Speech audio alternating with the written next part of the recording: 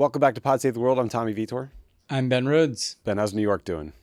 We had a little politics here, Tommy. We had a little lively mayor's race going on. Yeah. What is that? Is that today? It's early voting already. It's so early voting, for right. people who haven't been following this, couldn't be like more of a stark choice. You've got Andrew Cuomo representing the kind of restoration of like hard ass centrist politics and some other things, obviously, and then Zohran Mamdani, 33-year-old on the other direction.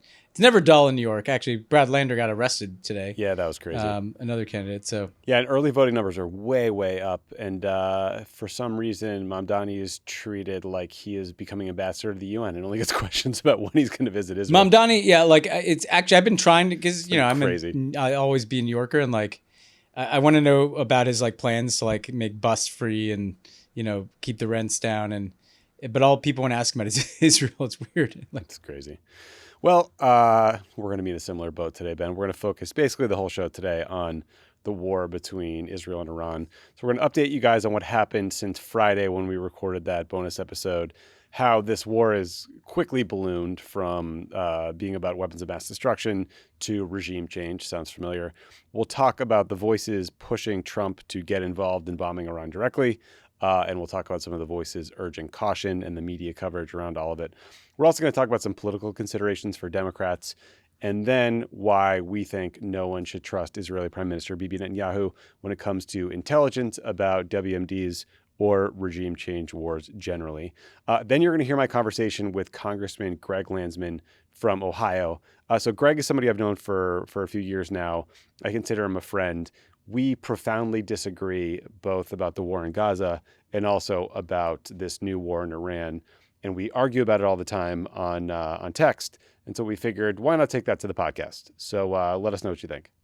Yeah, I'm looking forward to that, Tommy. I mean, we occasionally air all views here on Pod Save the World. Doing our best to air all the views. All right, Ben, let's just jump right into it. So last Friday, we did an episode about this surprise Israeli attack on Iran. If you want more of the backstory into how that all went down, listen to that episode. But this is going to be more of an update on what things have happened since that time. So as of Sunday, the IDF confirmed that they had hit over 170 Iranian targets and more than 720 military infrastructure components. Bloomberg reported that Iran has launched around 370 ballistic missiles towards Israel, with around 30 hitting targets. As of this recording, Iran has taken about 224 casualties, and Israel 24 casualties. So some real damage happening so far. Much of Israel's nuclear infrastructure has taken a beating, like the Natanz enrichment site, the Isfahan site. There's lots of missile and military infrastructure that's gotten hit. And Israel has killed a number of additional Iranian military and intelligence leaders. Trump and Israeli officials now say they have taken out all of Iran's air defense systems and they can fly over the country at will. The Wall Street Journal reported that the U.S. intelligence thinks Israel has set Iran's nuclear work back by about 5 to 6 months. And while U.S. and Israeli missile defense systems have intercepted the majority of Iran's missiles, dozens have gotten through and they've hit in major population centers like Tel Aviv. And so, Ben, as of 2 p.m. Tuesday Pacific time, when we're recording this is not just an active war, but one that is growing and one that is clearly now a regime change operation, not just a limited strike on nuclear infrastructure. We know this because there are all these reports that Trump vetoed an Israeli plan to kill the supreme leader of Iran. So you don't get more regime changey than that. And the big question now is whether the United States is going to get directly involved in offensive military operations, meaning are we going to bomb Iran ourselves? So on Monday night, Trump left the G7 meetings in Canada early to head back to Washington for meetings about Iran. Earlier today, Axios reported that, quote, Trump is seriously considering joining the war and launching a U.S. strike against Iran's nuclear facilities, especially its underground enrichment facility in Fordow. That is the facility we talked about on Friday that's buried deep into the side of a mountain. And military experts think can only be destroyed by a series of bombing raids with America's massive 30,000-pound bunker buster bombs, which can only be carried by U.S. bombers. Israeli officials tell Axios they believe Trump is going to join the fight. We'll see. That could be wish casting. But if Trump does get more involved, it will likely be because of the inexorable push towards war that presidents of the United States feel because of voices like this. If diplomacy is not successful and we left with the option of force, I would urge President Trump to go all in to make sure that when this operation is over, there's nothing left standing in Iran regarding their nuclear program. Well, as President Trump said on Friday morning that he had given Iran 60 days to make a deal, and that was day 61. Talks on day 63. You know that. I mean, this wasn't really a hard deadline. He gave them 60 days, and on day 61, the strikes began. You know, sometimes when you see evil, it's actually evil. Wouldn't Israel be doing the United States and the West a favor by taking them out? And if we had an ally country that's trying to destroy the regime, or at least their nuclear weapons, I think we'd be appreciative of that, don't you? I think so. So that was Senator Lindsey Graham, Senator Tom Cotton, and then radio host, Fox News personality Mark Levin. Who, boy, Tucker Carlson is right. He has a horrible voice. So, Ben, we're going to dig into lots of different pieces of all of this. But I just want to start by asking you about any kind of big picture takeaways from you since we talked on Friday, and then kind of where you are on whether you think Trump is going to get us directly involved in this war offensively or not. Yeah, a couple big picture things. I mean, first, I think it's really important to say that there's no reason that this war had to happen now. I'm struck, Tommy, that since Israel launched what it called a preemptive strike, they didn't even go through the exercise of putting out cooked up intelligence suggesting that the Iranians were just about to weaponize, a nuclear weapon. Iran has had, for people who don't follow this closely, Iran has had a nuclear program for decades. Bibi Netanyahu has been warning about them being on the precipice of having a nuclear weapon for as long as I can remember. And nothing changed between the day before this strike happened, the day after. So there was no reason for this to happen now. Israel was not any less secure, the day that they took the strike than they were the last 10 years, right?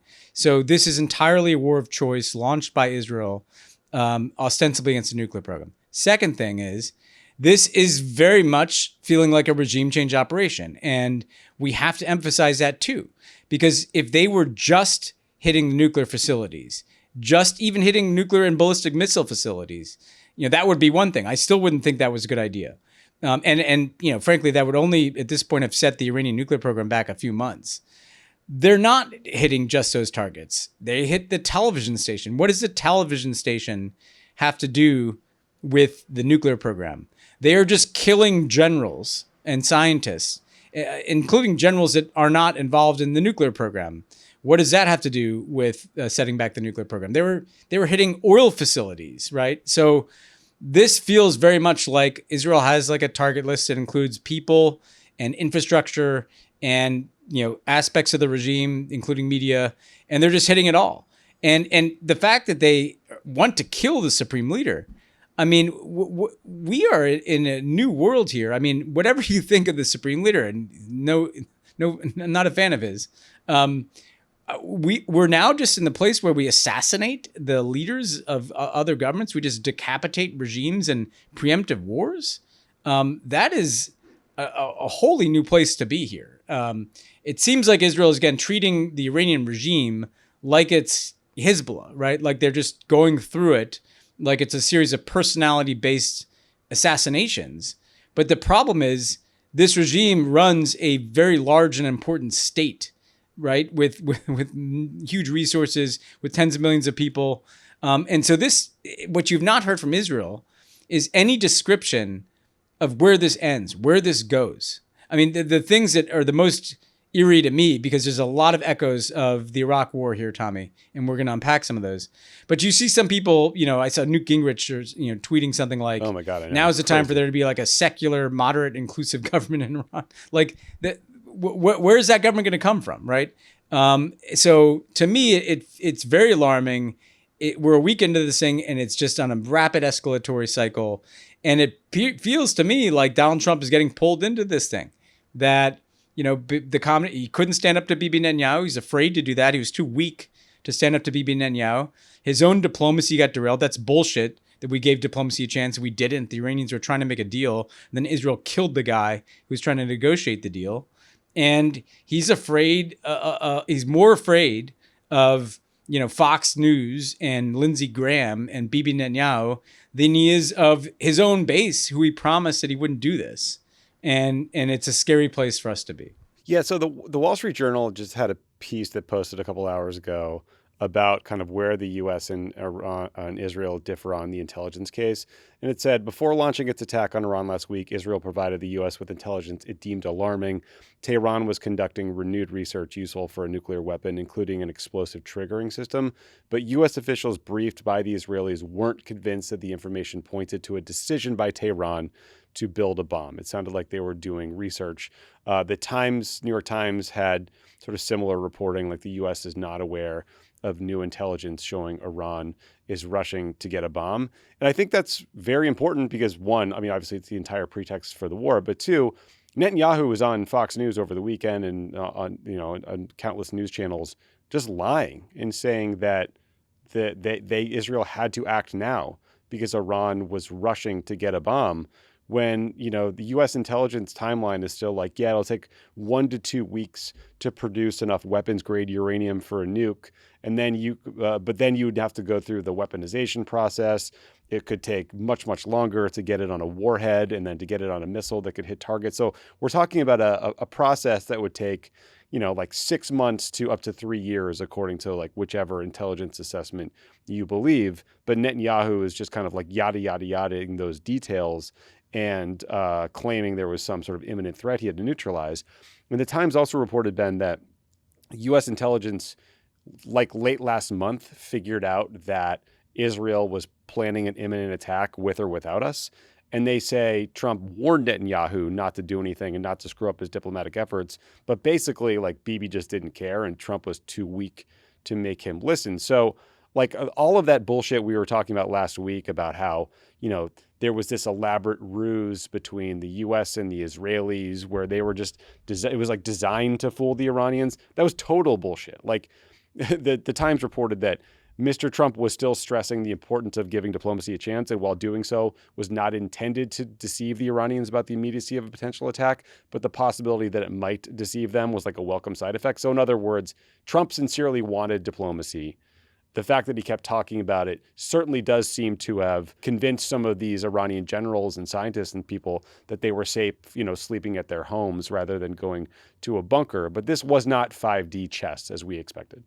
Yeah. And just to put a point on the intelligence thing, because it really is important. I mean, it's amazing to me that nobody even feels compelled to have to make this case anymore. You need to go through several steps to acquire a nuclear weapon.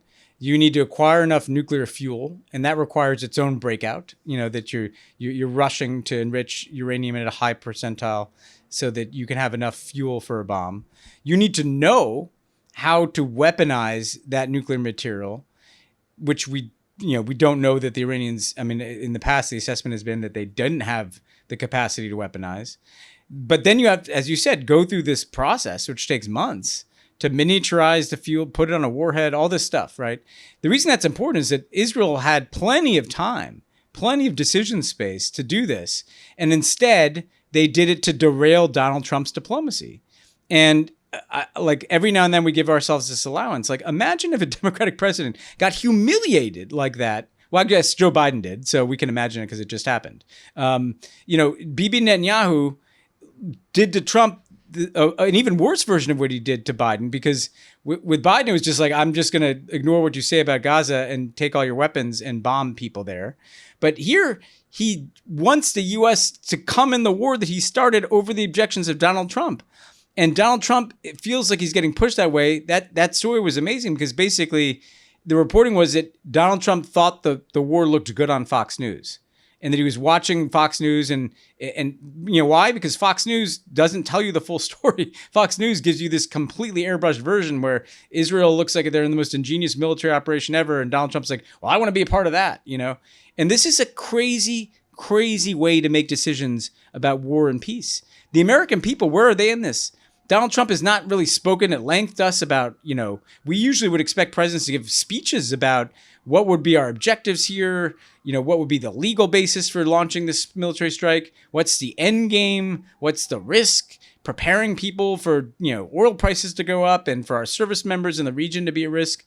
They're not even communicating any of this. The only communication that comes from them are in these kind of random, comments to the press that Trump makes in between meetings, or on social media posts where they're like navigating their own internal MAGA fight about this thing. It's a crazy, crazy, crazy way to launch what could become, not guaranteed, but could become a really long and difficult war because of the regime change component of it. Yeah, it really does seem like Netanyahu played Trump perfectly here, Ben, or at least had a trap by bombing unilaterally, because Netanyahu knows that the bar for this operation being judged a success will be whether the Fordo facility is operational at the end of it.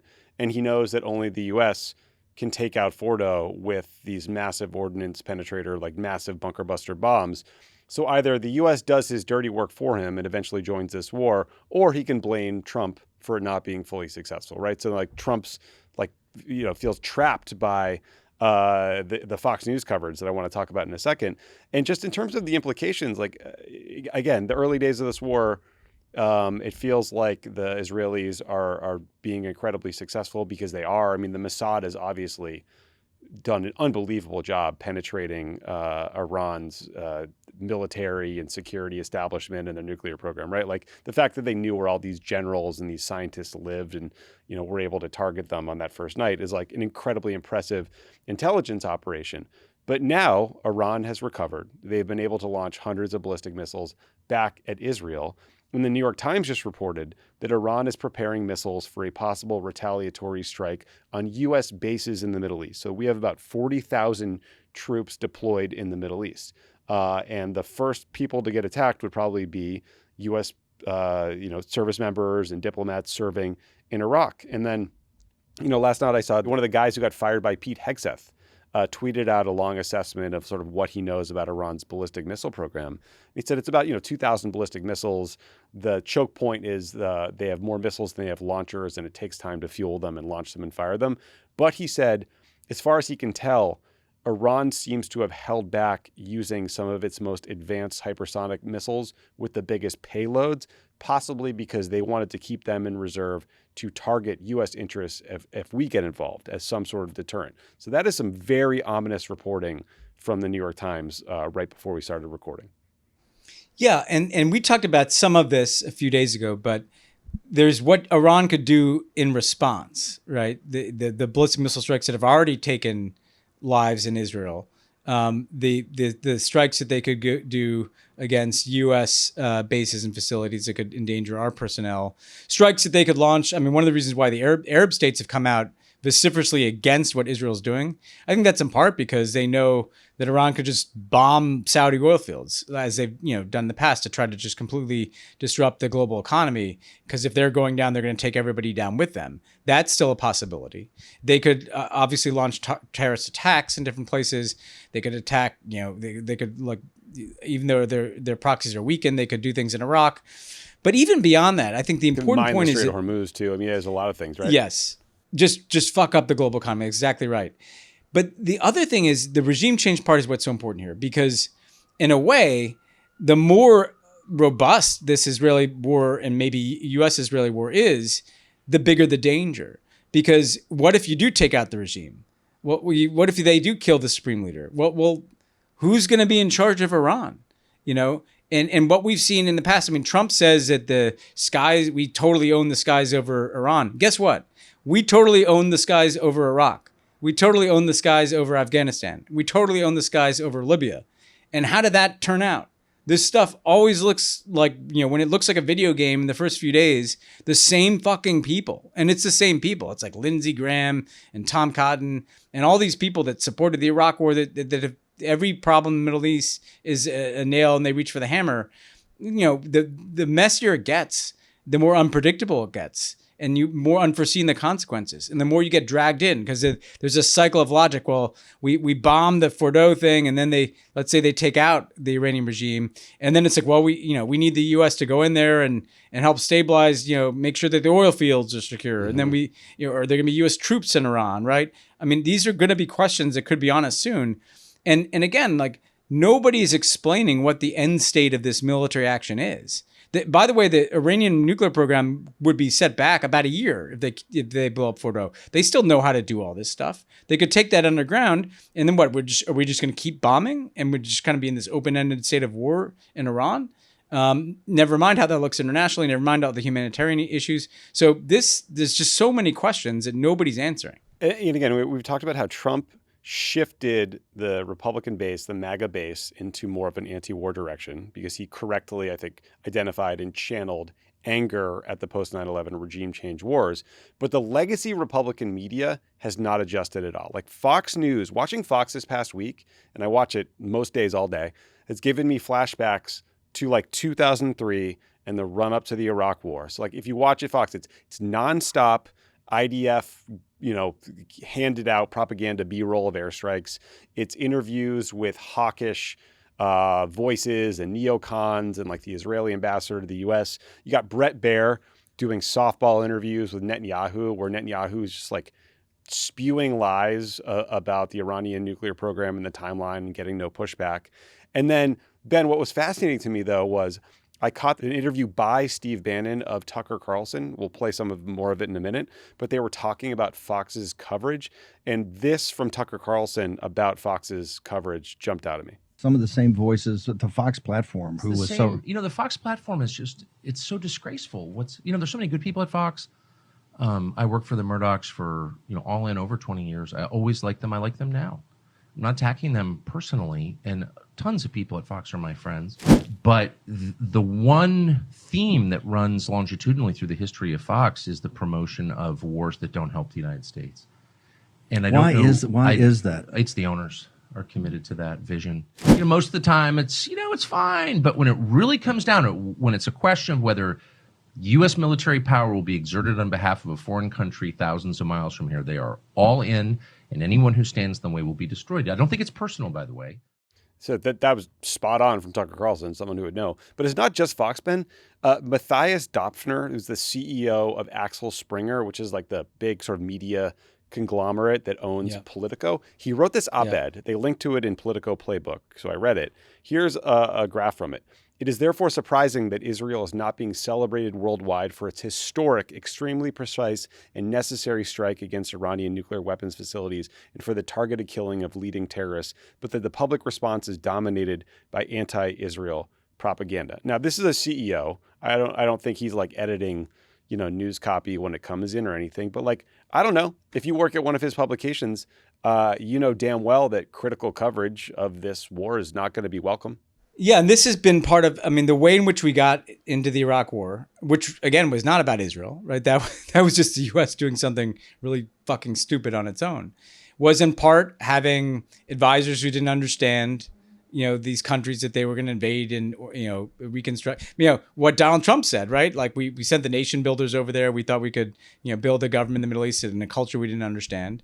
But it was also this kind of xenophobic cheerleading media that, made, was just 100% behind taking us into war.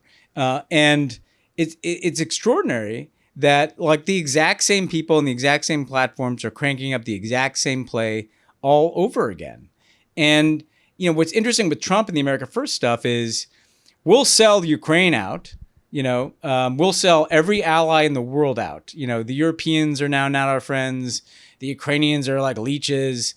But if Israel wants to bomb, and decapitate a government in the Middle East, it's like, well, how could we not be there? And it's almost as if like, the U.S. is already at war because they make no distinction between what Netanyahu is doing. It just gives him the authority to take us to war in Iran, which is what he's trying to do. And he's using Fox to talk to Trump.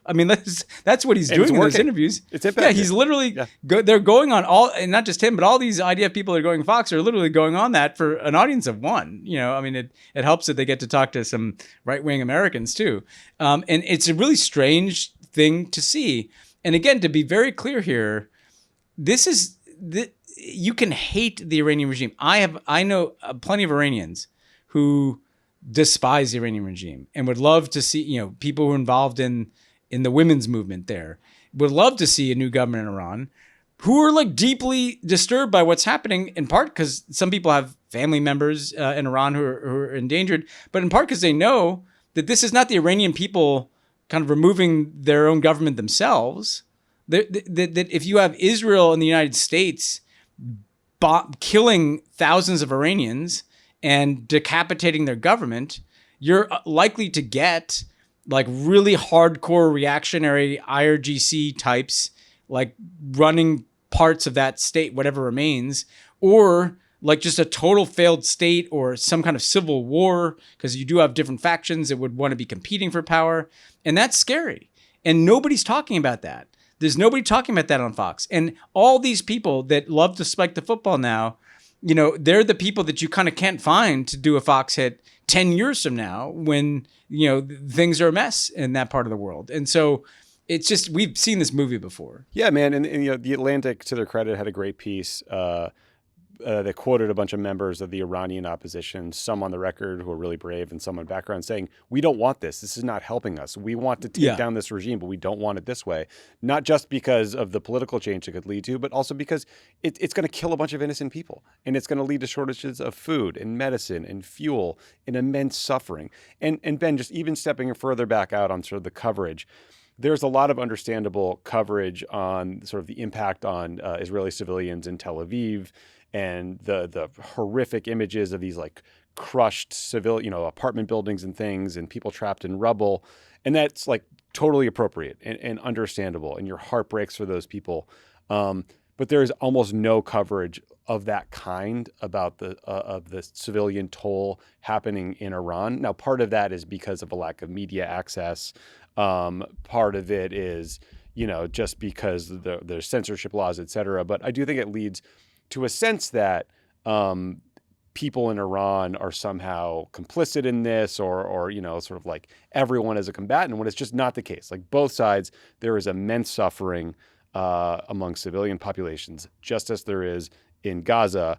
And but I think that kind of like, there's just a lack of coverage. And I do think it's like genuinely damaging. Yeah, no, I think that's right. And I think in a strange and dark way, Gaza kind of plowed some ground for this, because that was been the experience of Gaza, right? That like a single Israeli casualty gets an enormous amount of attention relative to like thousands of Palestinian casualties. And there's a valuation of life, human life, in how these wars are covered. And you look at, and by the way, Iran there are challenges, you're right, but it's not Gaza. I mean, there are journalists there. There's a capacity to report on this. There are already hundreds of people, if not thousands, who've been killed in Iran. There's like apartment buildings that have been destroyed or damaged. You have Donald Trump tweeting that the city of Tehran needs to evacuate. That's another 10 million people. There are 10 million people in an incredibly densely populated city. And there are Iranians who are trying to get out. There are gas shortages. People can't get out. Life is disrupted. I mean, the casual way in which we, what's interesting is the American people, I thought, had come to put a higher bar on going to war. That we saw the failures of the post 9/11 wars.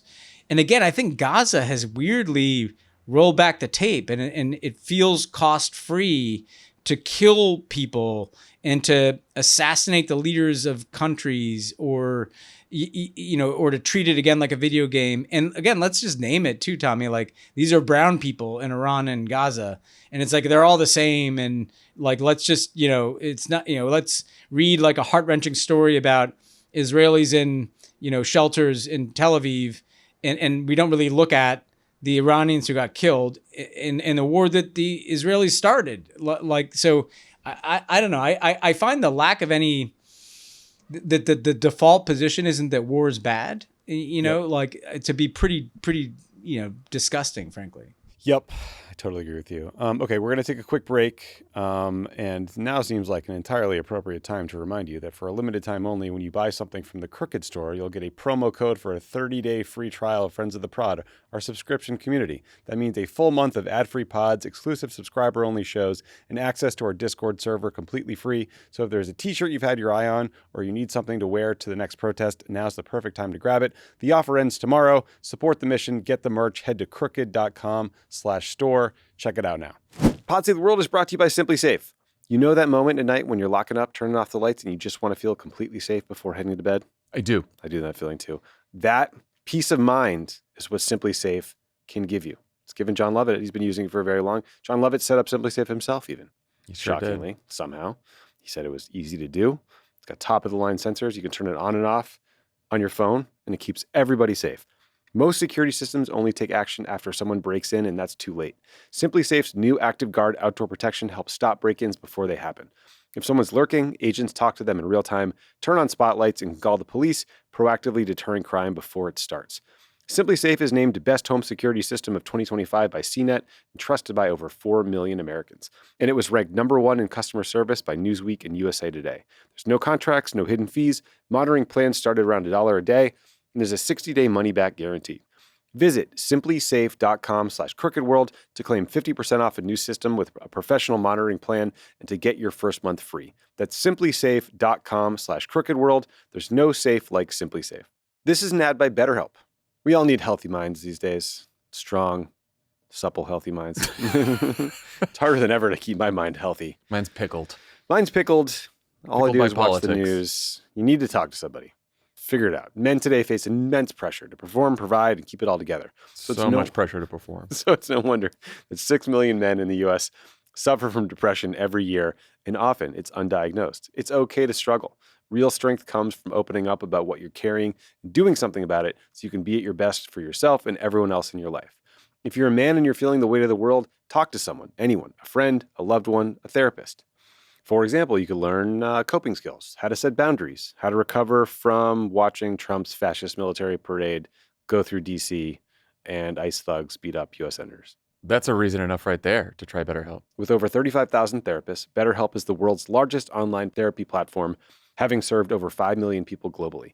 And it works with an App Store rating of 4.9 out of 5 based on over 1.7 million client reviews. It's convenient. You can join a session with a therapist at the click of a button, helping you fit therapy into your busy life, plus switch therapists at any time. As the largest online therapy provider in the world, BetterHelp can provide access to mental health professionals with a diverse variety of experience. Talk it out with BetterHelp. Our listeners get 10% off their first month at betterhelp.com/crookedworld. That's BetterHelp, HELP.com/crookedworld.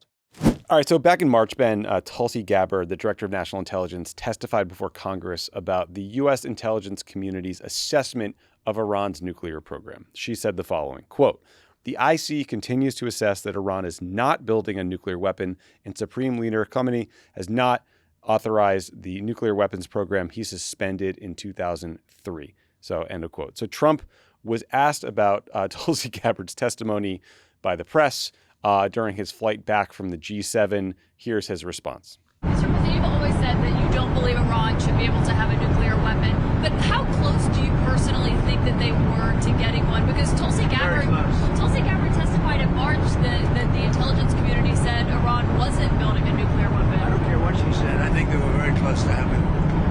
So for those of you who couldn't hear that, he said, I don't care what she said. So glad to see our president cares about the facts.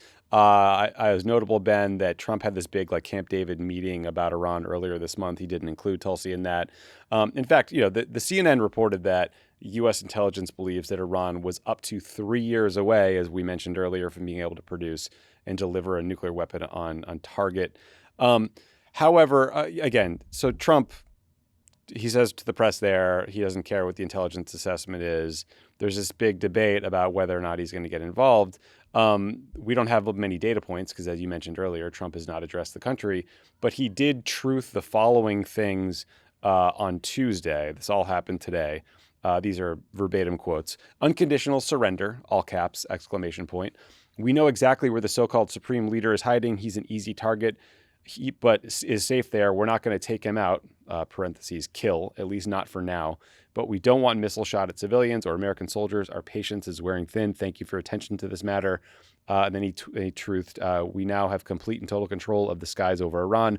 Iran had good sky trackers and other defensive equipment and plenty of it, but it doesn't compare to American-made, conceived, and manufactured stuff. Nobody does it better than the good old USA. So he managed to, I guess, fit an ad for Raytheon into that last one. Yeah. So, Ben, that feels ominous. It could be that our last best hope for kind of the anti-war coalition that's out there is Trump listening to parts of the MAGA coalition that has consistently said they want no part of this war. Here are some examples of people who might make that case to him. President Trump knows that the Bush-era doctrine of regime change wars in the Middle East is foolish. It's costly, and it is counterproductive as an anti-terrorism strategy. I'm old enough to remember the last time Israel coaxed the United States into a regime change war in the Middle East. And you imagine what happens in Iran now, and you would think that they would probably be less likely to want to negotiate at this time, particularly when they may feel that negotiations were a ruse. I'll call out Fox News and the New York Post. They're known to be the neocon network news. We have propaganda news on our side, just like the left does. Of course, we don't want to see the people in Israel bombed, but they're only being bombed because Israel attacked Iran first. Do you think we're going to join in the Yes, combat I do. offensive combat I do. operation? Well, we can't assume But these that. We have things to are stop never that. the product of like, look, We have to stop you've that. actually, we have to Tel Aviv's believe got that. hit. Tehran's got hit. Civilians are dead. In both places. Right. And if we don't think that that's sad, then we're not fully human. Like, you have to believe that's sad, and you have to really mean it. So, Ben, that was Matt Gaetz, Senator Rand Paul, Congresswoman Marjorie Taylor Greene, Steve Bannon, and then Tucker Carlson. Again, it's weird to hear those guys, that group of people, like sounding the most reasonable, making the most sense, being the most empathetic out of all the Republicans you hear talking about about this war. But like, it is what it is, I guess. Yeah, I mean, there's always been an internal inconsistency because Trump always campaigns as this anti-war guy, this America First guy, but he also tries to be like this tough guy, you know, who's like the biggest Israel supporter. You know, he used to brag in the first term about, you know, getting rid of civilian casualty restrictions on ISIS or dropping the mother of all bombs on Afghanistan. Right, yeah. So he's never really been one or the other. And this is a real substantive divide, as you hear there. I would say to people who are listening to this podcast, you know, if you made it this far and you're like, you know, these guys, you know, why don't these guys care about Israel, and Israel shouldn't have to live with this threat? Again, I think the substantive point I would make to you is that Israel did not have to do this at this point, that they could have seen how the Trump diplomacy went. It seemed like Iran wanted a deal. Even if that didn't go well, they had, you know, potentially years before they needed to make this decision. You should not launch a war unless you have to. But I want to raise another point, which is that let's say this doesn't go that well. Like, let's say that the U.S. gets into this thing and it's clear this time that Israel started it and kind of pulled the U.S. into it. This could be dangerous for Israel, right? Because I'm telling you where some of those people are going to go, right? They sound reasonable now, but like a Marjorie Taylor Greene will suddenly, like, you know, be turning against Israel, right? And so this kind of normalization of Israel, just, you know, they went to war in Gaza or the West Bank or Lebanon or Syria, or they're bombing Iraq or they're bombing Yemen, and now they're going to war in Iran, like, and then the U.S. gets dragged into it.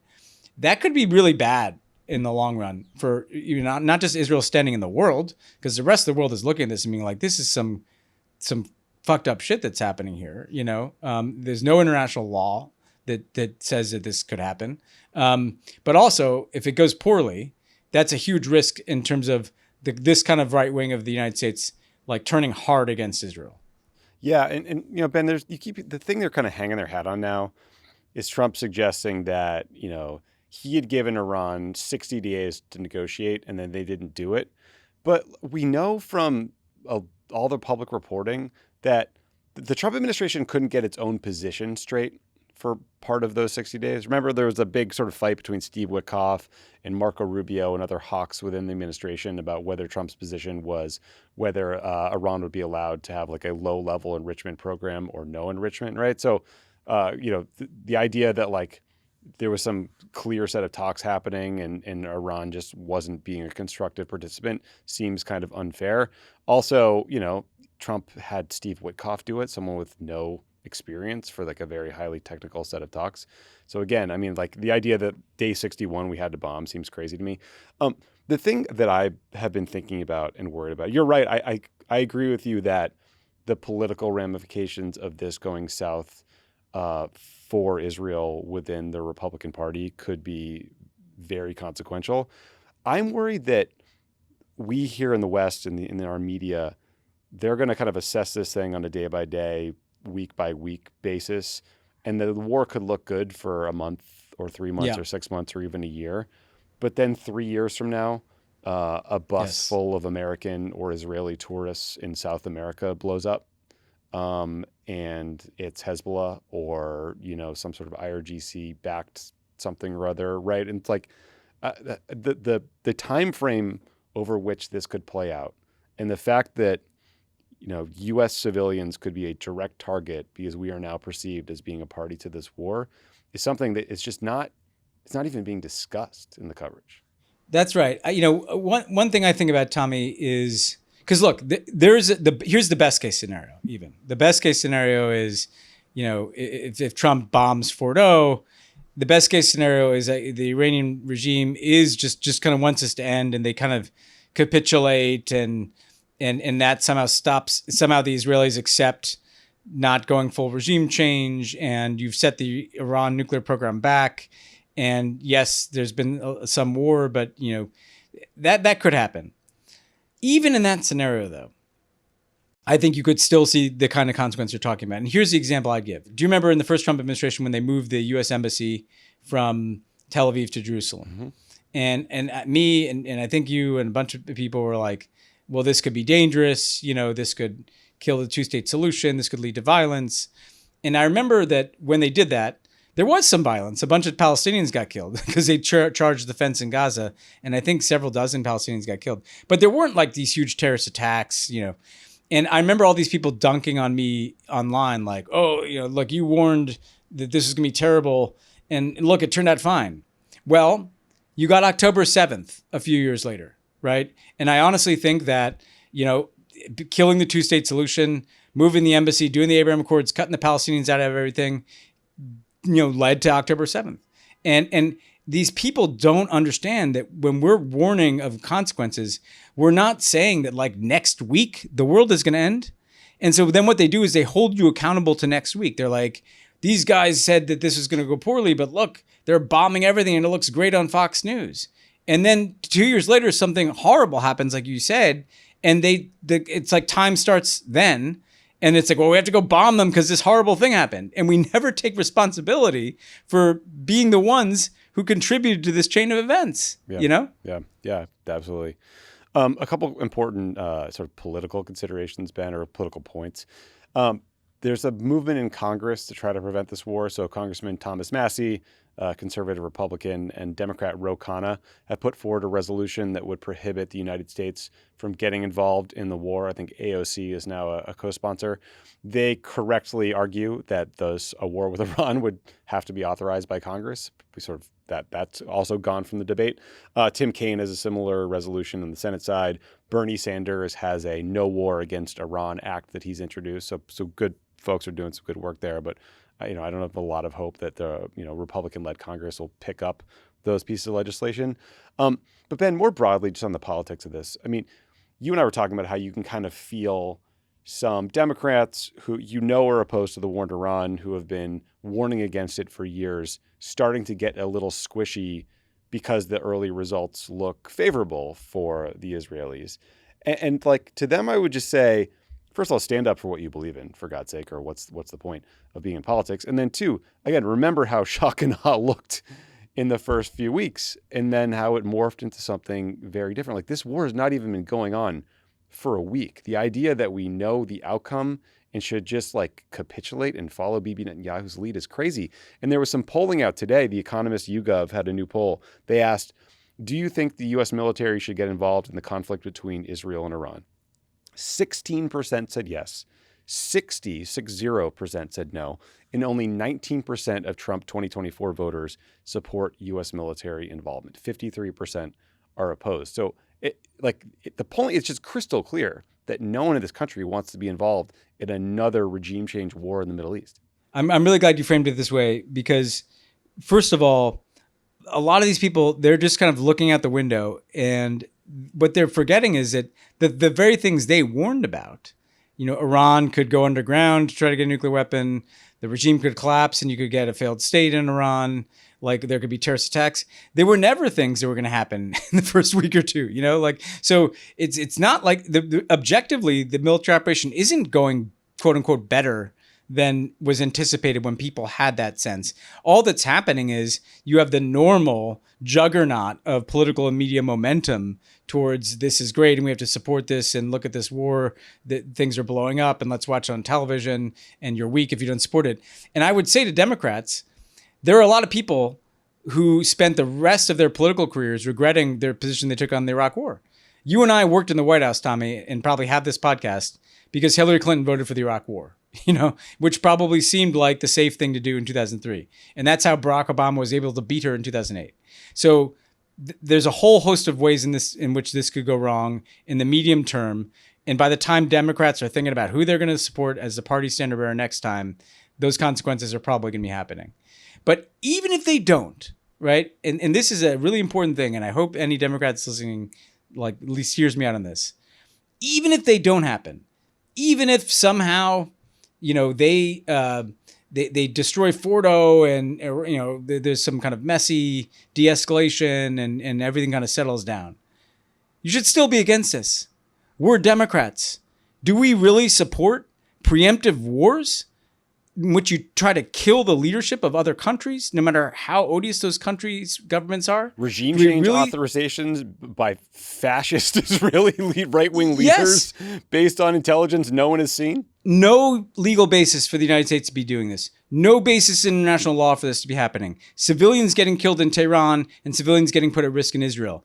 You are so afraid of getting called weak that you're going to go along with something that is that immoral and unethical and against every principle that the Democratic Party, as people that are supposed to value the equality of human beings, cares about?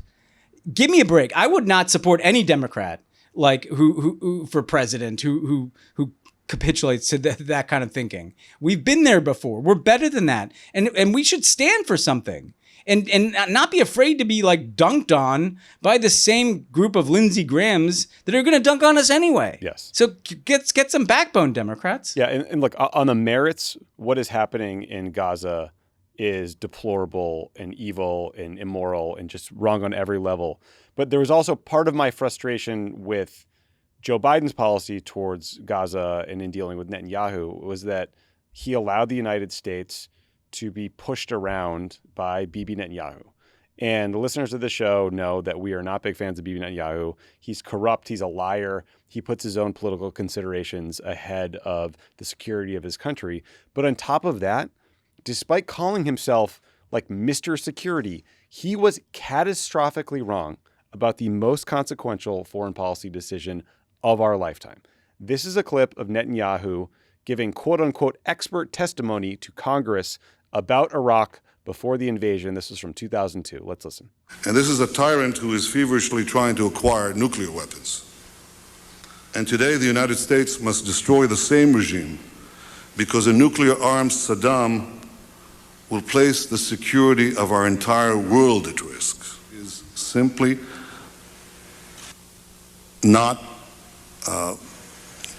reflecting the reality to assume that Saddam isn't feverishly working to develop nuclear weapons. If you take out Saddam's regime, I guarantee you that it will have enormous positive reverberations on the region. The more victories you amass, the easier the next victory becomes. The first victory in Afghanistan makes the second victory in Iraq that much easier. Catastrophically wrong about fucking everything. Every single point he made there was catastrophic. And we weren't cherry picking from that. He was fucking wrong about everything. And now he's making the exact same arguments for a regime change war based on some real, at least for now, secret intelligence about WMD in Iran. The fact that anyone would follow this fucking guy into another regime change war is insane to me. Is that who you all want to follow? I mean, he guaranteed it, right? It'd work out so great. And the only other thing I have to add to that, Tommy, because it's so clear, is the third victory. He clearly had Iran in mind back then. Of course he did. He didn't stop at the second victory. He said that victory in Afghanistan, which didn't turn out to be victory, will lead to the second victory in Iraq, and then make the third victory easier. He was thinking about Iran in that testimony, right? And this is someone you're going to follow into a war? I don't think so.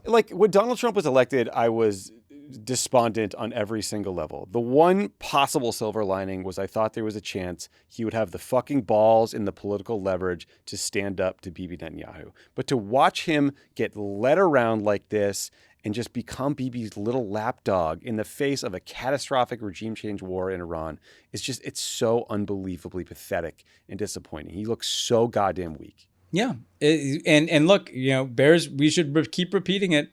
I mean, I hear you guys on Pods of America sometimes talking about like the need to repeat, the tax cuts to the billionaires. He said he'd end the war in Ukraine on day one. That war has escalated. He said he'd end the war in Gaza. That war has gotten worse. He said he would stop this war and make a deal. And now we got a war here. Like this is just more chaos. And it's weakness in this case. It is weakness. He's afraid to stand up to Putin in Ukraine, and he's afraid to stand up to Netanyahu in the Middle East. And that's ultimately potentially going to put us at risk. It's just terrible. It's completely demoralizing. All right, Ben, that's all I got. Anything else you want to get off your chest about this war, Netanyahu? Anything else going on? No. I mean, we definitely covered the waterfront on this one. It is. Like the only thing I will say, Tommy, is that as people who are old enough to remember the Iraq War debates, it's kind of interesting to watch like what it would have been like if Twitter existed in 2003. You know what I mean? Because I saw like John Podhoretz or whatever his name is like dunking on you, and I was like, I haven't thought about that guy since the Iraq War when he was like the biggest cheerleader for that. Dude, John Podhoretz tweeted out an article his father had written 15 years ago about how we needed to bomb Iran. He was like, "Thank God my 90-year-old dad is still alive to see this." I was like, "Oh, intergenerational bloodlust! What a beautiful thing." Ben, it's been fascinating. Like the media changes are fascinating in that yes, social media exists. Fox News is exactly the same, but it's like the far right networks, like the OANs, where like Matt Gaetz is a host, suddenly are anti-war. There are these interesting new dynamics. Unfortunately, none of them are strong enough to push back of the like kind of Tom Cottons of the world and the Netanyahus and the inertia of Washington just being a city that is just has bloodlust and is just horny for war at all times, and that is a bipartisan criticism. Yeah, I told you I've been going down this kind of Vietnam book rabbit hole, and it's eerie. It was like that decades ago. I mean, the one last thing I'd say is it's interesting, like for all the talk of Trump, completely transforming the Republican Party, and in many ways he has, he is not. It's interesting on this stuff. These are the same cleavages that have been in the Republican Party for decades, right? There's always been these isolationist America firsters, and there've always been these kind of neocon hawks. And Trump, turns out, didn't resolve that. Yeah, he stitched them all together to win a couple elections. The question is whether this could rip it apart. I don't know. We'll find out, I guess. Okay, we're going to take a quick break. When we come back, you're going to hear my debate with Congressman Greg Landsman about the wars in Iran and Gaza. He is a supporter of the Israeli effort in Iran. He has been someone who's been a pretty strong backer of the war in Gaza. So we debate it all. And let me know what you think. Today's podcast is sponsored by Acorns. What does retirement look like for you? How do you want to spend your golden years? Well, it depends on whether we're at Gitmo or Alcatraz is reopened by then. Yeah. Just kidding.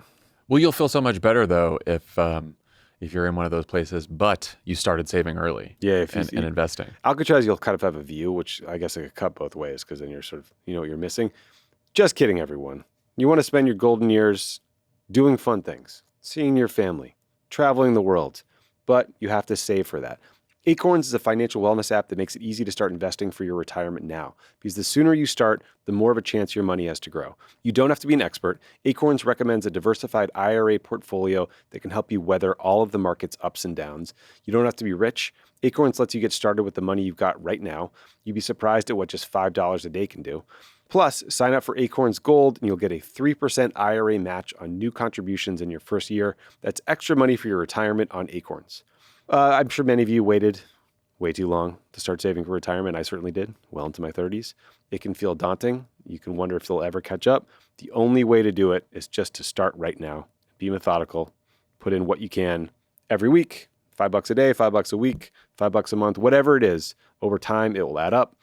Your investments will see a return in the markets, and you'll be so glad when you retire that you started investing as early as possible. Sign up now and join the over 1 million all-time customers who have already saved and invested over $2.2 billion for their retirement with Acorns. Head to acorns.com/world or download the Acorns app to get started. Paid non-client endorsement. Compensation provides incentive to positively promote Acorns. Tier 1 compensation provided. Investing involves risk. Acorns Advisors, LLC, an SEC-registered investment advisor. View important disclosures at acorns.com/world. Pod Save the World is brought to you by Hiya. Typical children's vitamins are basically candy in disguise, filled with 2 teaspoons of sugar, unhealthy chemicals, and other gummy additives growing kids should never eat. That's why Hiya created a super-powered chewable vitamin. Hiya fills in the most common gaps in modern children's diets to provide the full-body nourishment our kids need with the yummy taste they love. Formulated with the help of pediatricians and nutritional experts, Hiya is pressed with a blend of 12 organic fruits and veggies, then supercharged with 15 essential vitamins and minerals to help support immune system, energy, brain function, mood, concentration, teeth, bones, and more.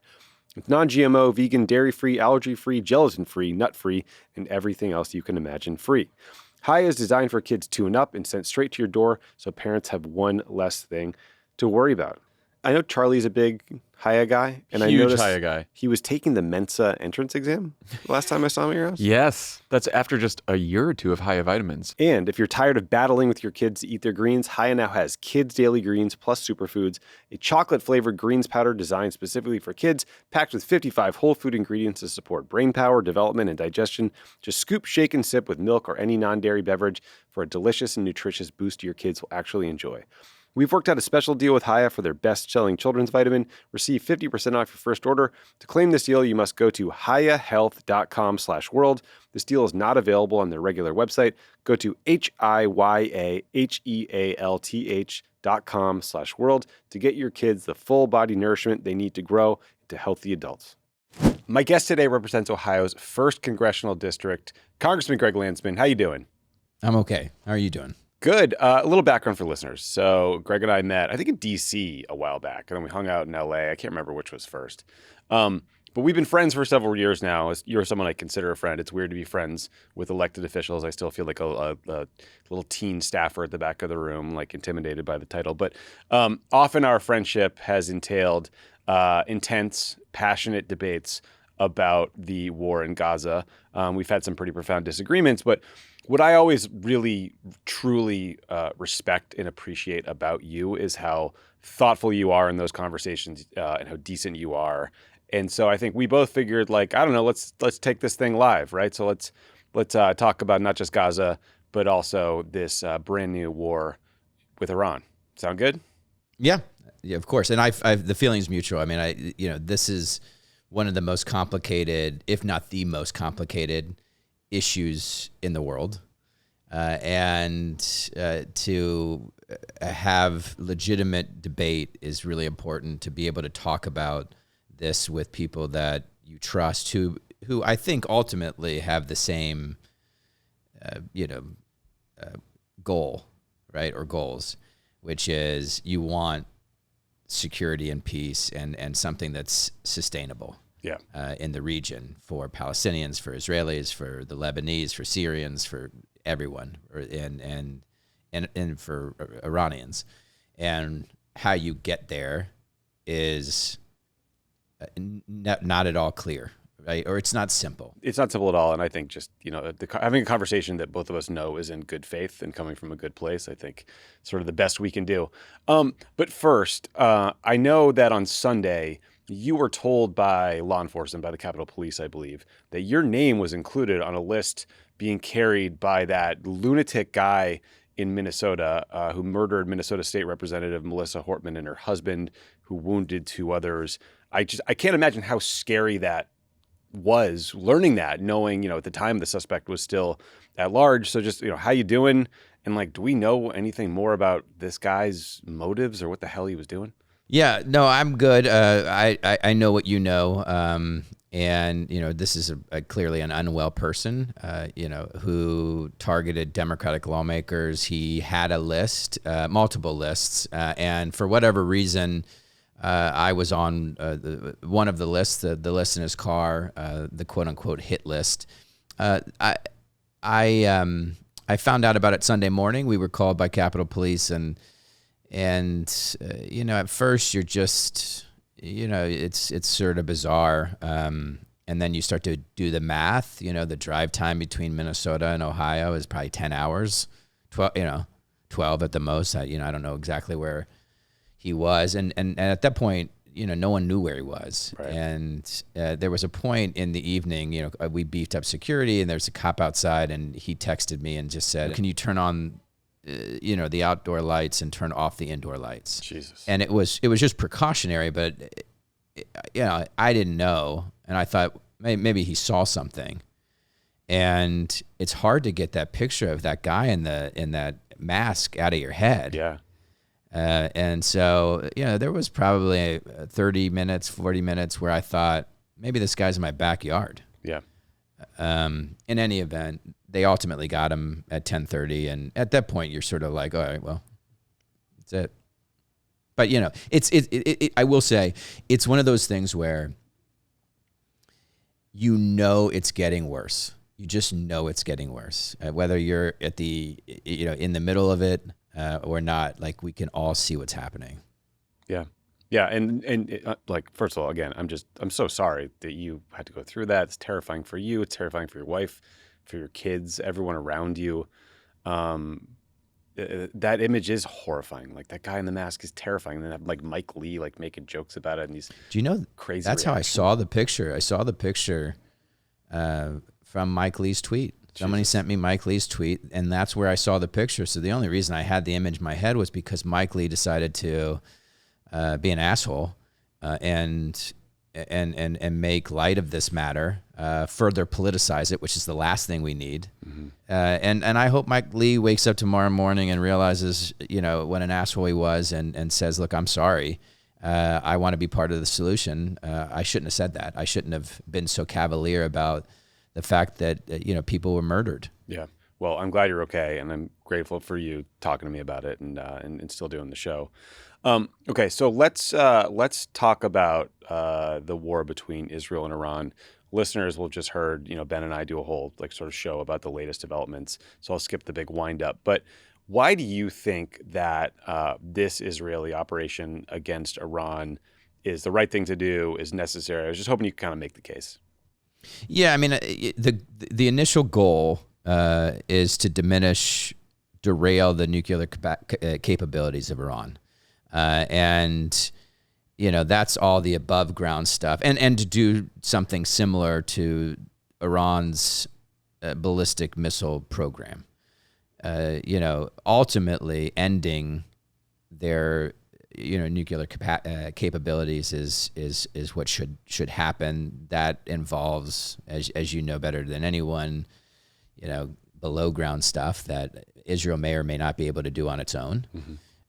But if you get to the point where Iran is no longer an existential threat, not just to Israel, but to others in the Middle East and to the United States, because of this regime, not because of the Iranian people, but because of this regime, then you're talking about a fundamentally different landscape in the Middle East, and the pathways to peace become much more straightforward. I mean, I think it is the end all be all in terms of getting to peace. That Iran is the last remaining. This regime is the last remaining big barrier to peace, and I understand that people have very strong feelings that there are other big barriers to peace, and my position is that if you can get Iran off the table, this regime, where they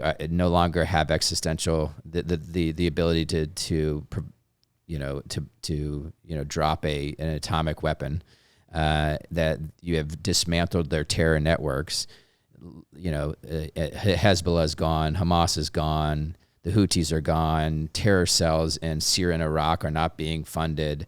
You then are liberating not just Iran, but Lebanon, Gaza, the West Bank, Syria, Iraq. Well, so part of what you're talking about there, like this bigger picture goal where Hezbollah is gone, Hamas is gone, the Houthis gone. That's like a bigger, spicier meatball. So let's get to that in a second. But just on the nuclear program, I guess I don't understand the timing. Netanyahu suggesting that Iran was at the cusp of getting a nuclear weapon, that there was some new intelligence that indicated that they were about to break out. The New York Times reported that the U.S. knows of no new intelligence that sped up the timeline or that Iran was rushing to get a bomb. The Wall Street Journal has a report that there might be some sort of good faith disagreement on the intelligence picture.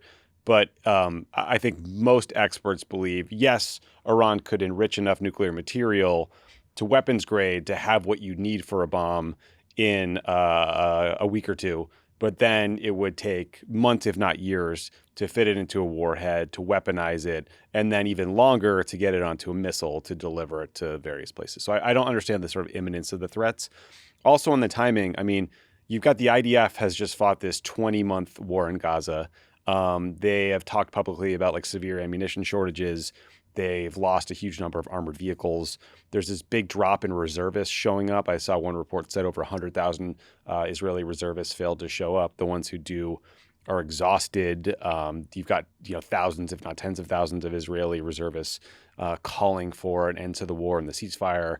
The Israeli economy is taking a big hit because of the war, both because of like a reduction in tourism and the cost of the direct action. And then like the Israeli people are exhausted. Iran itself is sort of diplomatically isolated. And Trump was in the midst of this diplomatic effort. And so I just don't get why he would rush this and why this was necessary now, and whether you think it was sort of appropriate to move this quickly. Yeah, I mean, I think there's two schools of thought. There's always been two schools of thought, at least in the last, 10 years or longer, 15 years. Like one is there is a diplomatic pathway for, with Iran. And that was obviously something that you all pursued, and there are strong arguments for that pathway. There's also the argument that there are no real diplomatic plays with Iran. Iran isn't going to play by the rules in the end because of who this regime is and what their intentions are. So yes, they were meeting, but they weren't making any real progress, as we understand. And this is about as weak as Iran has been.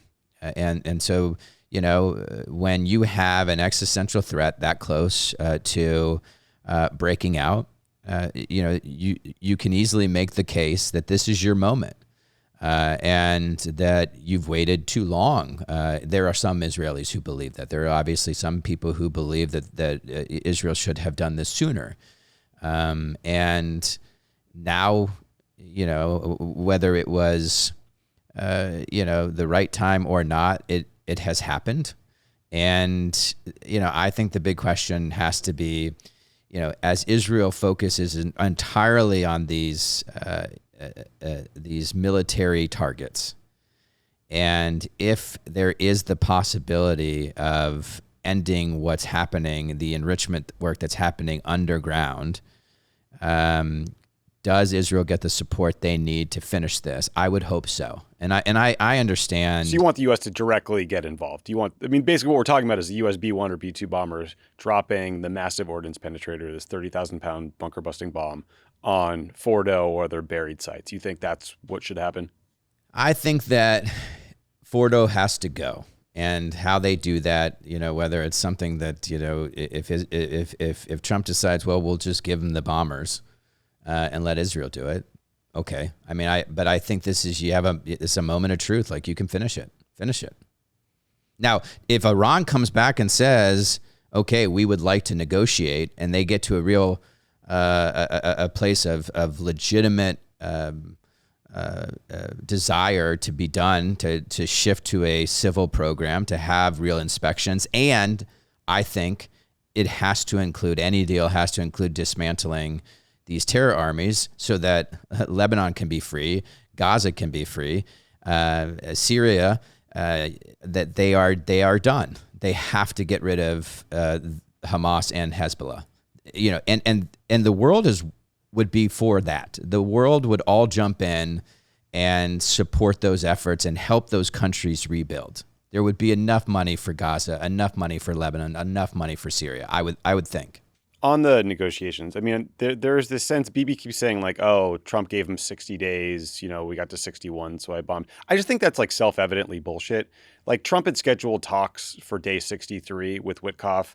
There are some reports that Witkoff was kind of like unwilling or unable to engage in real detail at some of these meetings. And also like he's sending a real estate guy with no subject matter expertise to lead the effort in the first place. I think it's going to slow things down. So I just sort of like think holding to that timeline is a little bit unfair. That said, it does seem to me that Trump was sincerely pursuing a JCPOA-like nuclear deal. And to me, I think that's obviously better path for a few reasons.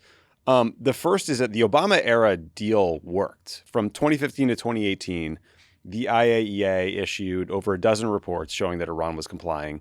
Iran shipped out their nuclear stockpile. They dismantled centrifuges. They gave inspectors more access. They disabled this heavy water reactor at Iraq.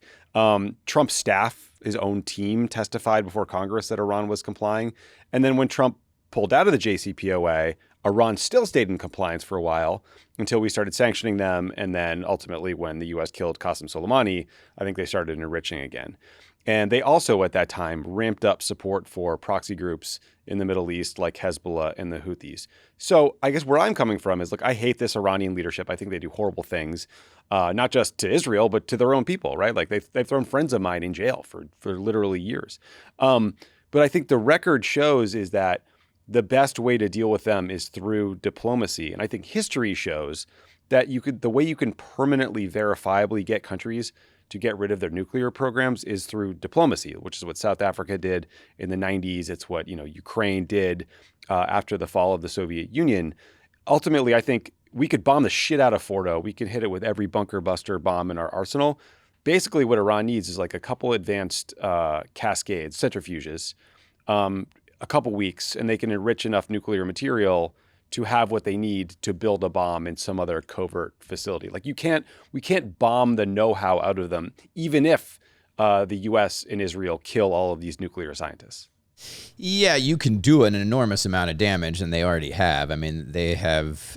Israel has done an enormous amount of damage to Iranian air defenses, to their ballistic missile program, and to the nuclear capabilities. A couple of things. One is on the time. I want to come back to it because I have seen reports out of CENTCOM that there were very serious concerns. You're right that it's about how you read the intelligence, and obviously the IDF is going to read it one way as opposed to the way our folks are. Two, I want to believe that this regime would get to a place where they could negotiate honestly, and that it would include all of the things that you and I would want included, and maybe this is the path to do that. That the sword is an incentive enough. The damage that has been done, and just how weakened Iran this regime is, based on the events of the last year or two and the events of the last couple of days, that they are so weakened that they will do a real deal. Now, I want to be incredibly respectful for the work that you all did.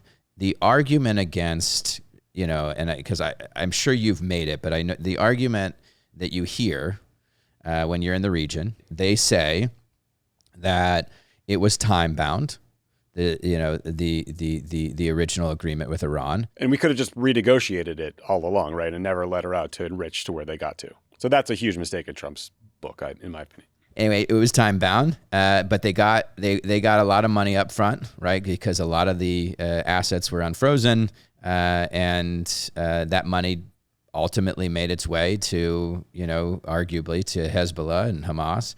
That the inspections weren't as great as people wanted them to be. That there were serious holes, questions, mostly because Iran is known, or this regime is known as a bad actor when it comes to some of this stuff.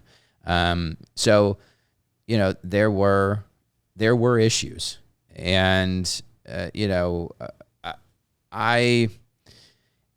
I think you have to put yourself in the shoes of the people who are the most vulnerable to us being wrong, and that is the Israelis. And part of the challenge here is that Netanyahu has lost a lot of trust with a lot of people, and so you come to a moment like this where, I think it makes sense to go and say, we're not going to let you get any further in terms of enrichment. We're going to put our foot down. We're going to stop this.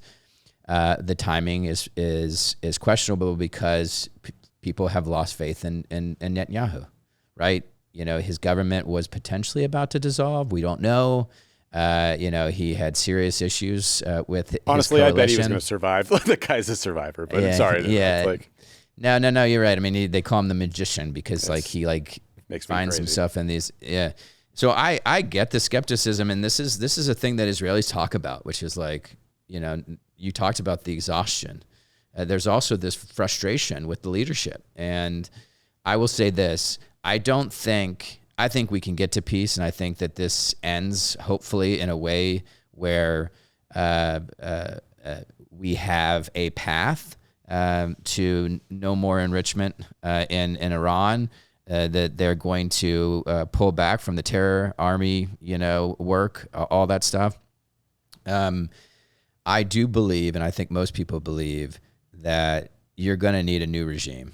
It's not going to be this regime, and you're going to need a new coalition government. It's not going to be this coalition government in Israel. With Ben-Gvir and Smotrich, it's not going to happen. I think you're getting at something really important, which is this just isn't about WMDs. This is a regime change operation. We know that Donald Trump vetoed a plan from Netanyahu to assassinate the supreme leader of Iran. And I think if you look at the recent couple decades of regime change wars, Iraq, Libya, Syria was a catastrophe for 15 years. I see the same kind of neocon voices arguing, it'll be clean and simple. And then, flowers will bloom across the Middle East. And I find that very hard to believe. And I also, I see Trump saying, okay, we're going to bomb them and then that'll force the Iranians to cut a deal.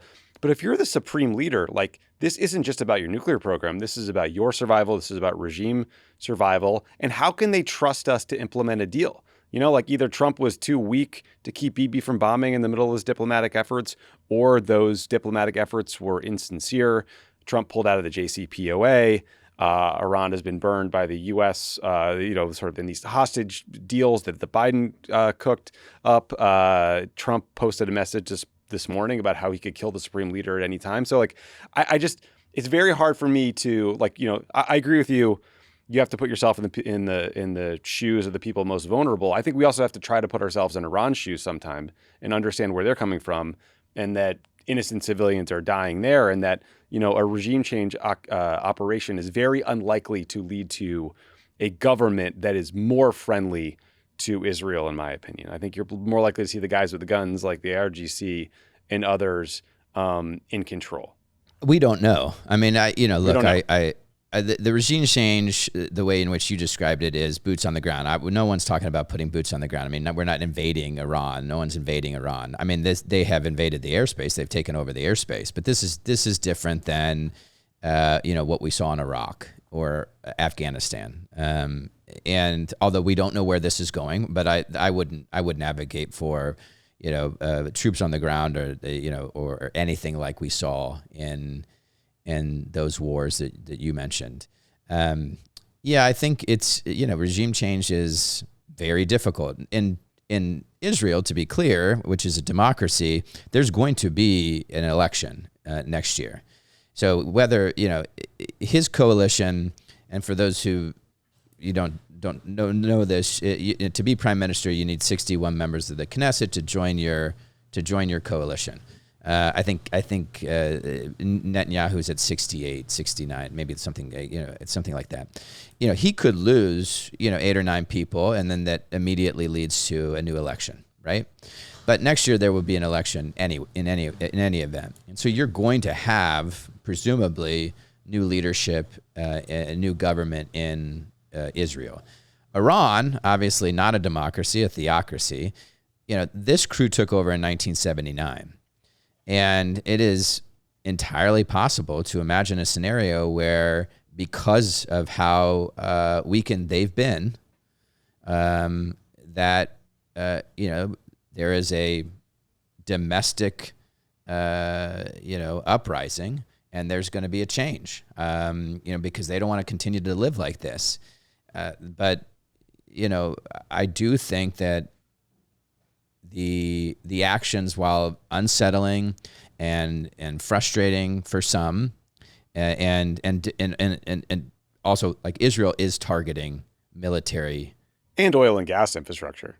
And they're hitting in urban areas in the same way that Iran is like targeting the Israeli MOD, which is in Tel Aviv, and hitting urban areas. Like the same thing is happening, right? No, right. So the IDF is targeting very specific strategic, whether it's oil and gas or it's the weapons, stockpiles, whatever it is.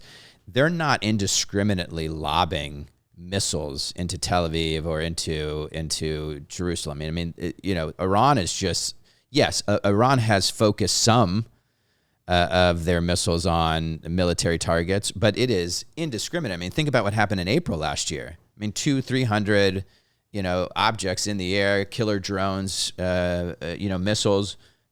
That was indiscriminate. All civilians, or mostly civilians. Right, so it is different. Well, no one was killed. Like 10x more people have been killed in Iran than have been killed in Israel.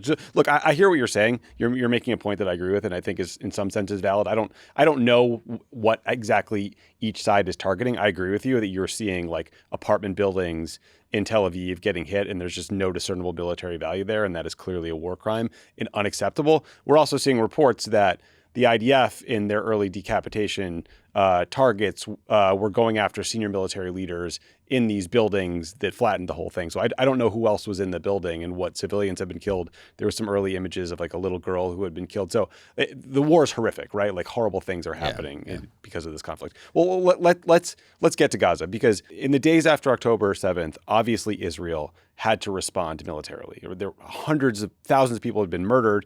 1,200 people had been murdered. There were hundreds of hostages sitting in Gaza. There was literally ongoing rocket fire, right? The idea that Israel would not respond militarily to that is insane.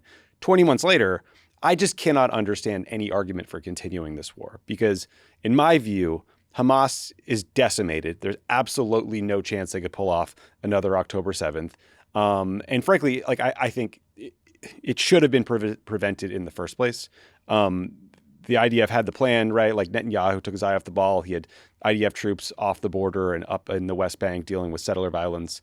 The senior Israeli officials like Yoav Gallant, who I know you know extremely well, the former defense minister, has told hostage families, quote, "There's nothing left in Gaza to do. The major achievement has been achieved. I fear we are staying there just because there is a desire to be there."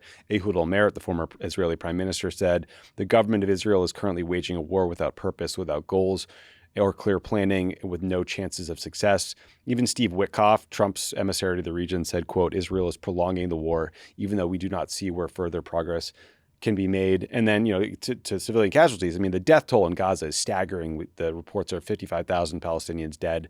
I personally believe that is likely to be a severe undercount. 90% of housing units are destroyed or damaged. 22% of the population faces catastrophic levels of food insecurity.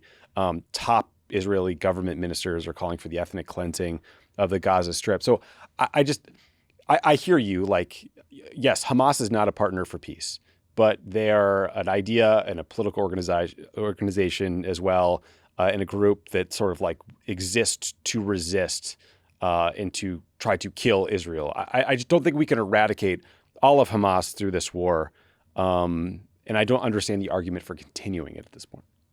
Yeah, I as I said, I was able to, and I try to, because I'm in the position I am, I try to do all my sort of complaining and arguing directly with folks. And so, and I built up trust to where I can go and sit in a room with Netanyahu and say, like the humanitarian aid situation isn't at all where it needs to be. Like, you got to surge humanitarian aid. You got to, and this is something that Gallant pushed for, a long time ago, which was what we're seeing now, which is essentially these humanitarian bubbles, because of the technology that Israel has, what they found in the tunnels. They can separate Hamas from the Gazans, facial recognition, all kinds of stuff, and create these places where Gazans are completely safe, and they're getting food and medicine and everything that they need, and how that is not just the Jewish thing to do, not just the right thing to do. I'm Jewish, and not just the right thing to do. It's also the strategic thing to do. Separating Hamas from Gazans is a strategic imperative, because then you can, further, dismantle or disarm, demilitarize the rest of Gaza. I think ending this war, getting the hostages home, is the priority. I am with Gallant and others that you got to get that deal done. And I'm also with Gallant that I wish that deal done, and this is where I wish that deal got done a long time ago. For a lot of people's sake, including just for a lot of people's sake. Netanyahu's argument was, we have to secure the southern border along Egypt because that's where Hamas is continuing to get arms, and the Philadelphia corridor, and there's some truth to that, but Gallant would make the argument you can go back in pretty quickly. Yes, it's harder, but you got to get everyone home. I don't know what to say other than yes, I agree. However, the issue of Hamas still has to be addressed. Let's say that Netanyahu gets an agreement and they end the war tomorrow and all of the hostages come home. There is still a big question about what you do with Hamas. And yes, Hamas can't do another October 7th, but that's not the only goal here. I mean, Hamas, in part, I'm thinking about the Palestinians. Like, they need a legitimate governing authority that allows them to leverage, all of these resources that I think are going to be brought to the table from the Saudis and others to rebuild. You want to rebuild with a new governing authority, not with Hamas. And so there is a legitimate strategic question of what does Israel and everyone else do with Hamas, because we can't go back. You can't go back. You can't, have all of this awfulness happen and then go back to what was happening pre-October 7th. I mean, one, you're not going to have long-term stability. You're not going to get to peace. Two, the Palestinians in Gaza are going to have another 15 years of awfulness? Yeah, I hear you on you can't go back, but then there's you also have to face the reality that Netanyahu has pissed away 20 months without thinking about the day after, right? Like there's been no effort to create or empower a political entity that can be representative of the Palestinian people, whether they're in Gaza or the West Bank or anywhere, and can serve as that representative and kind of like take the mantle, right? And so this we can't go back kind of argument, which I totally understand, I empathize with, and I hear on some level, is being used to justify like endless wheel spinning and pointless war and just like the slaughter of Palestinian people. And I fear that is fueling anti-Semitism around the world. Like there is a hard to quantify like moral damage that happens to any country, whether it was the U.S. in Iraq or Afghanistan or the Israelis with this war in Gaza, when you're kind of like a part of this, something so awful and cruel happening. And like, what's the end game then? Like, how can we as Americans help push to end this? Because in my book, I feel like I'm a taxpayer. I don't want any more of my tax dollars going towards this war. I don't know why we're shipping 2,000-pound bombs to Netanyahu to use in Gaza, right? But like, it seems like there's a real reticence to use any of that kind of leverage. Well, a couple of things. One is, in order to be done with Hamas, the tunnel system does have to be destroyed, not entirely. That would be impossible. But part of what you're seeing is the destruction of infrastructure, and it looks terrible. And I get how bad this war has been, period.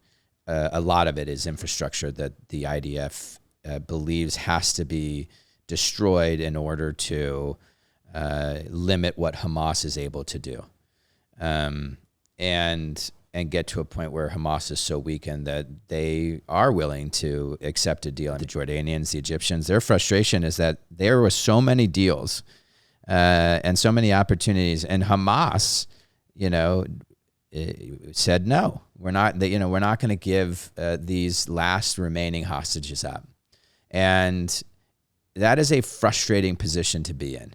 And I do get frustrated that while there is plenty of, when you're at war, there's plenty of awfulness to be talked about, and people should sit in it and feel it on both sides. And I have. I mean, I can't get images of October 7th out of my head. I never will.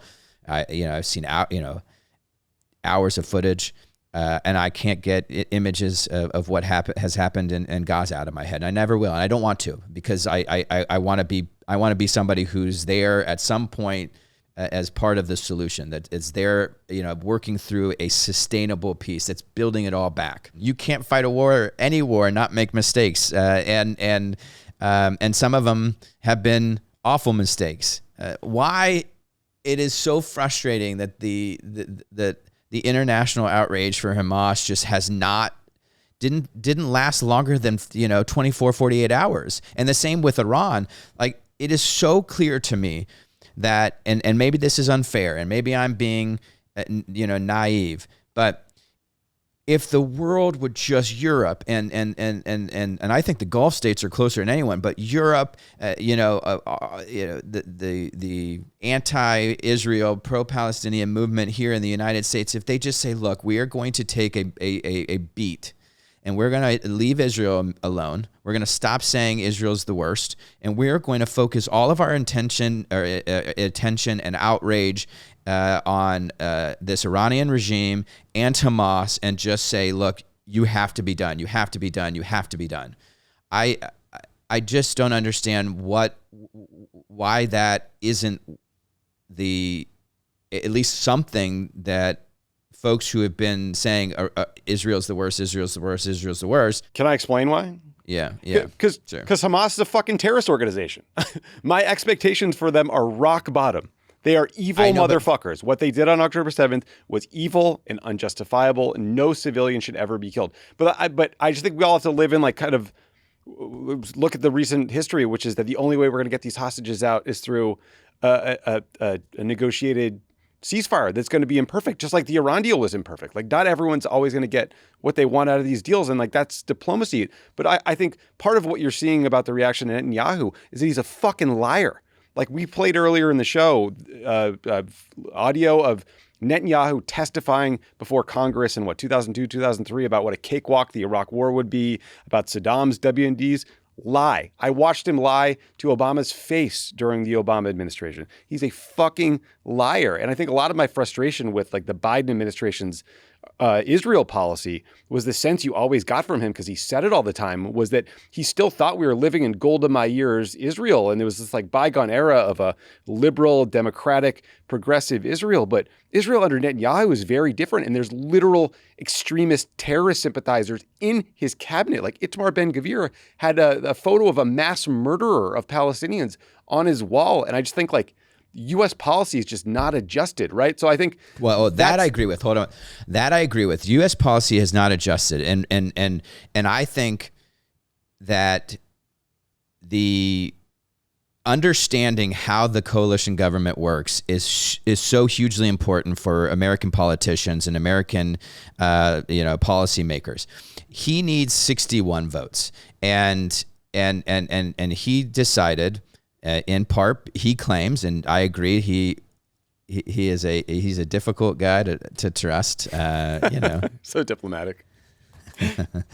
But he says that he tried to go in a different direction, and folks on the left said no, and so he ended up with a coalition that included Ben-Gvir and Smotrich, and it's absurd. Those people should be out of his government, and he has assured us over and over. Oh no, they don't. They talk a lot.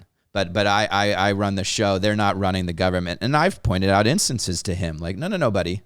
there are moments where they seem to have the wheel. Yeah. In terms of, what they do with the police and, moving money around because, one of the guys is in charge of the money and why money isn't going into the West Bank, into the Palestinian Authority. Oh, we're taking care of that. I mean, all those things. Right.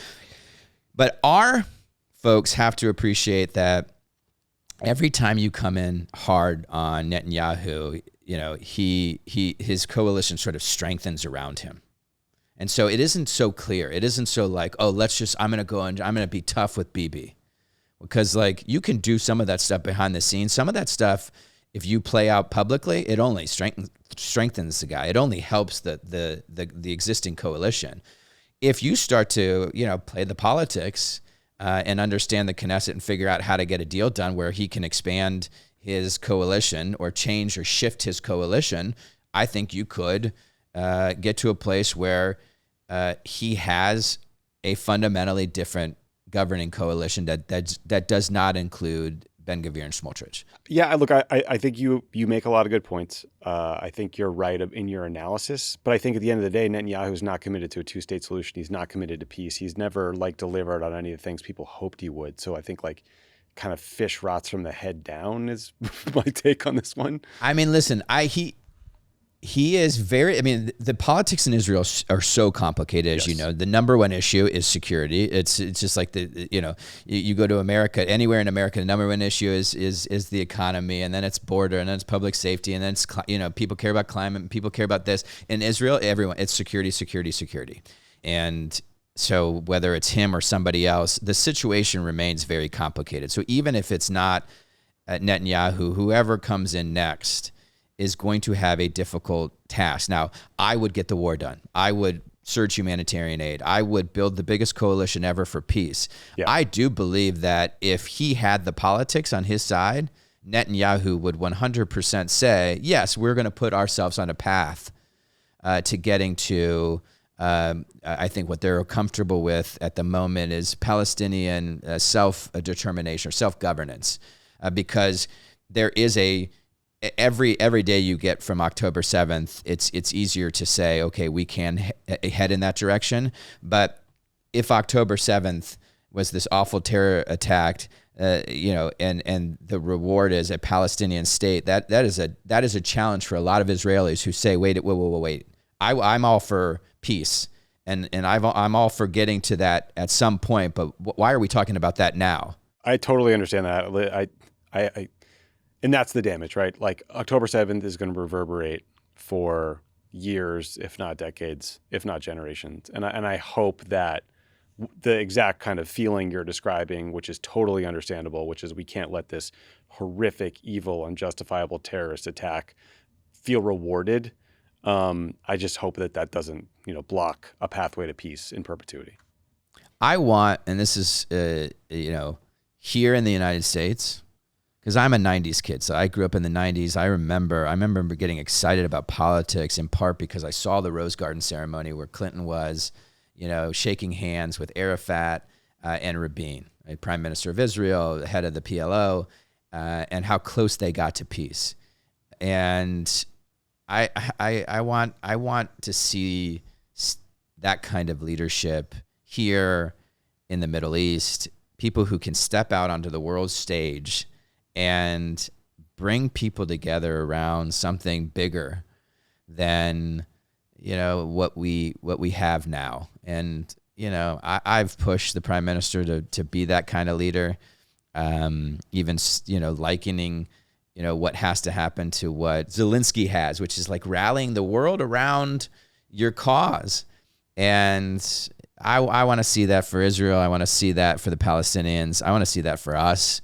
And I hope we get to a point where the situation in Iran gets resolved, where the conflict ends very quickly, that hopefully there is a diplomatic path, that it was sort of, helped along by the awfulness of the last couple of days, because they do respond. They do respond to this kind of attack, these kinds of attacks. They are worried. They don't want war in the end, the Iranian regime. They don't want war. They want to stay in power. And so maybe this is enough. I hope it is. I hope it's enough for them to say, you know what, let's get a deal done. And I hope we get to a point where the Israelis have the kind of, leadership that can step out into the world stage and bring the world together, and not just for Israel, but for Palestinians and everyone in the region. I think that's a great place to end it. I hope that the most optimistic version of whatever the hell both of us said throughout the course of this 45-minute conversation is what comes true. But as always, I'm really grateful to you for making the time. You too. For pushing back. And see you on the text chain soon. Okay. See you, buddy. Thanks again to Congressman Landsman for joining the show. And thanks to you, Ben, for doing this from New York. Oh, God. I feel like I've been preparing for this podcast for I just feel years, depressed, man. I just feel bummed out. Glad to join. Yeah, I know. It is. There's just not a lot of good news out. We just got to level with the world those here. There's not a ton of good news out there. The Knicks can't even hire a coach, too. Well, I'm just seeing on Twitter now, first of all, there's all these videos flashing up as we speak of Israeli interceptor missiles over Tel Aviv, trying to beat back the next barrage of Iranian missiles. So, hopefully no innocent people die. And there's also a report that Trump and Netanyahu just spoke on the phone. So hopefully that's not a fucking USA green light call, but we'll see. Maybe looking at another bonus pod here. Yeah, see you tomorrow. So subscribe to YouTube. God damn it. All right, buddy. Talk to you soon.